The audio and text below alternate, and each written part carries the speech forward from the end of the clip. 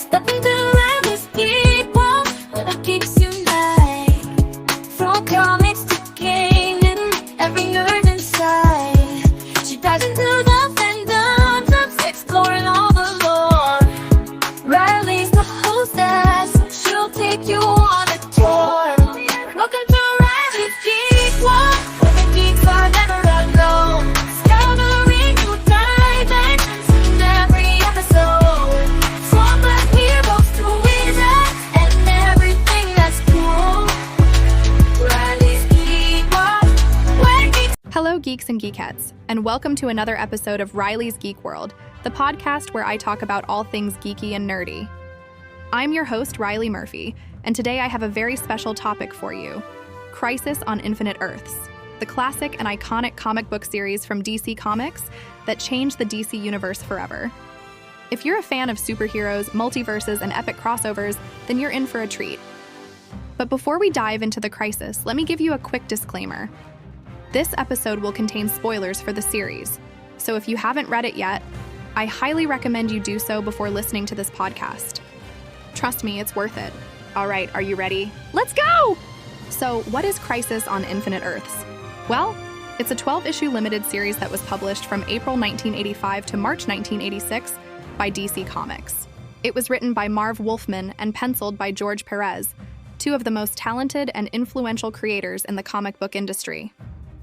The series was a massive crossover event that involved almost every character and every world in the DC multiverse, a collection of parallel universes that each had their own version of the DC heroes and villains. The series was a culmination of decades of stories and continuity that had been built up by the writers and editors of DC Comics. The plot of the series is pretty simple but also pretty epic. Basically, there's this cosmic villain called the Anti-Monitor, who wants to destroy the entire multiverse and create a new one in his image. He's opposed by his counterpart, the Monitor, who recruits a team of heroes and villains from different Earths to stop him. Along the way, they face many dangers and challenges, such as evil doppelgangers, cosmic storms, and time travel. They also witness the destruction of many Earths and the deaths of many characters, some of them very important and beloved. The series ends with a climactic battle between the Anti-Monitor and the remaining heroes, and the creation of a new, single Earth that merges the best aspects of the previous ones. Now, you might be wondering, why did DC Comics decide to do such a drastic and ambitious series? What was the motivation behind it? Well, there were several reasons, but the main one was to simplify the continuity and make it more accessible to new readers. You see, the DC multiverse was a very complex and confusing concept that had been created by the writers to explain the inconsistencies and contradictions among the different versions of the characters and stories. For example, why were there two Supermen? One who fought in World War II, and one who was still young and modern? Why were there two Flashes? One who wore a metal helmet and one who wore a red suit? Why were there two Batmen? One who was dark and serious and one who was campy and colorful? The answer was that they all existed on different Earths, each with their own history and timeline. This was a clever and creative way to deal with the problem, but it also created a lot of problems of its own. It made the continuity very complicated and hard to follow, especially for new readers who wanted to get into the DC universe. It also limited the potential and creativity of the writers, who had to adhere to the rules and restrictions of the multiverse. And it also made the characters less relatable and less relevant, as they were stuck in their own worlds and rarely interacted with each other. So DC Comics decided to do something about it. They wanted to streamline the continuity, update the characters, and create a new, unified DC universe that would appeal to a wider and more diverse audience. They also wanted to celebrate the rich and varied history of the DC multiverse and pay tribute to the characters and stories that had made it so great. And they wanted to do it in a big and spectacular way that would shock and awe the readers and the industry. And that's how Crisis on Infinite Earths was born. The impact of Crisis on Infinite Earths was huge and unprecedented. It was a game changer for the DC universe and the comic book industry. It changed the status quo and the direction of many characters and titles. It killed off some of the most iconic and popular characters, such as Supergirl and Flash, and introduced new ones, such as Wally West and John Byrne's Superman. It rebooted the origin stories and histories of many characters, such as Wonder Woman and Hawkman, and gave them a fresh and modern twist. It created a new, single Earth that combined the best elements of the previous ones and gave it a new and coherent history and timeline. It also opened the door for new and exciting stories and events, such as Legends, Invasion, and 0 Hour. But the impact of Crisis on Infinite Earths was not all positive. It also faced some criticism and controversy, both from the fans and the creators. Some of them felt that the series was too drastic and unnecessary, and that it erased and disrespected the diversity and history of the DC multiverse. Some of them felt that the new history was too confusing and inconsistent, and that it created more problems than it solved. Some of them felt that the series was too dark and violent, and that it betrayed the spirit and tone of the DC universe. And some of them felt that the series was too influential and overused, and that it spawned too many imitations and repetitions. Now let's talk about the audiobook version of Crisis on Infinite Earths, which is another way to experience and enjoy the epic comic book storyline of the same name by Marv Wolfman and George Perez. The audiobook was released in 2009 by Graphic Audio and is part of their A Movie in Your Mind series, which features full cast, narration, cinematic music, and sound effects. The audiobook is divided into 2 parts, each with a runtime of about 6 hours. The audiobook follows the plot of the comic book series, with some minor changes and additions to fit the audio format. The audiobook also features the voice of Marv Wolfman himself, who narrates the story and provides some commentary and insights on the creation and the impact of the comic book series. The audiobook version of Crisis on Infinite Earths is a great and immersive way to experience and enjoy the comic book series, especially if you are a fan of audio dramas or podcasts. The audiobook has a great cast of voice actors who bring the characters to life and capture their emotions and personalities. The audiobook also has a great soundtrack, which enhances the mood and the atmosphere of the story and creates a sense of tension and excitement.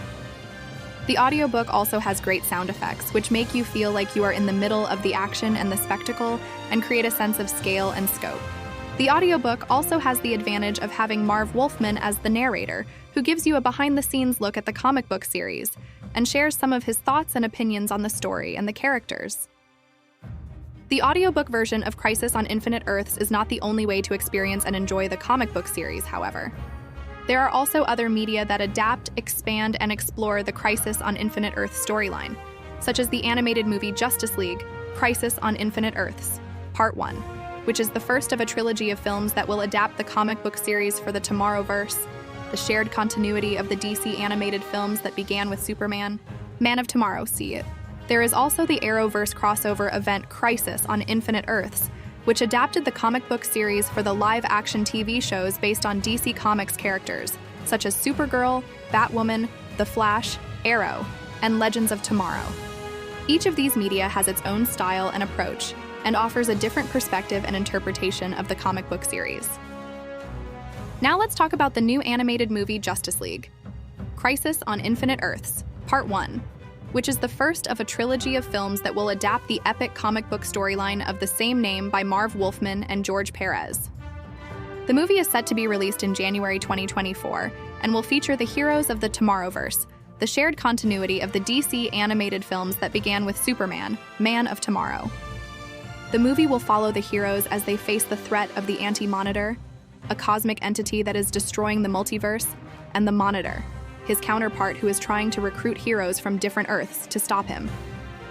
The movie will also introduce new characters and concepts, such as the Paragons, the Book of Destiny, and the Spectre. The movie will have a voice cast of Matt Bomer as the Flash, Jensen Ackles as Batman, Darren Criss as Superman, Meg Donnelly as Supergirl, and Stana Katic as Wonder Woman, among others. The movie is not the first adaptation of the comic book series, however. The Arrowverse, the shared universe of the live-action TV shows based on DC Comics characters, also adapted the Crisis on Infinite Earth storyline in its 6th annual crossover event, which aired in December 2019 and January 2020. The crossover event featured episodes of the TV shows Supergirl, Batwoman, The Flash, Arrow, and Legends of Tomorrow, as well as guest appearances from other shows, such as Black Lightning, Smallville, Lucifer, and Titans.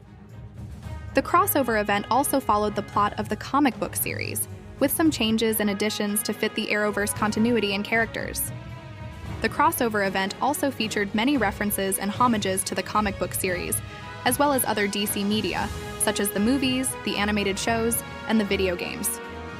The crossover event also had many surprising and emotional moments, such as the cameos of actors from previous DC adaptations, the sacrifices of some of the heroes, and the creation of a new Earth Prime, where the Arrowverse shows now coexist. Both the movie and the crossover event are great and faithful adaptations of the comic book series, but they have different styles and approaches. The movie is more based on the Tomorrowverse and has a more serious and mature tone. The crossover event is more based on the Arrowverse and has a more fun and lighthearted tone. The movie is more focused on the core heroes of the Justice League, while the crossover event is more inclusive of the diverse and expansive cast of the Arrowverse. The movie is more faithful to the comic book series, while the crossover event is more creative and original with the comic book series. The movie is more cinematic and epic, while the crossover event is more episodic and intimate. But regardless of the opinions and reactions, the legacy of Crisis on Infinite Earths is undeniable. It is one of the most important and influential comic book series of all time. It is a landmark and a milestone in the history and evolution of the DC Universe and the comic book industry. It is a masterpiece and a classic that has inspired and entertained generations of readers and creators. It is a legend and a myth that has shaped and defined the culture and the fandom of superheroes and comics. It is, in short, a crisis that changed everything. And that's it for this episode of Riley's Geek World. I hope you enjoyed it and learned something new. I know I did. I love Crisis on Infinite Earths, and I think it's a great and geeky series. But what do you think? Do you agree or disagree with me? Which film or media is your favorite? What are some of your favorite moments or characters from the franchise? Do you have any questions or suggestions for future topics? Let me know by sending me an email at rileysgeekworld@gmail.com or by leaving a comment. Don't forget to subscribe, rate, and review the podcast wherever you get your podcasts. We are available on all major platforms. It really helps me out and I appreciate it a lot. And don't forget to subscribe and share this podcast with your friends and fellow geeks. Until next time, this is Riley Murphy signing off. Stay geeky, my friends. Bye. Stepping through Riley's world, will it be tonight? A podcast dedicated to all things out of sight. From comic books to movies, video games and more. Riley's got the scoop, she's got the score. Welcome to Riley's Geek World, dreams come true. Deep into the geek culture just for you.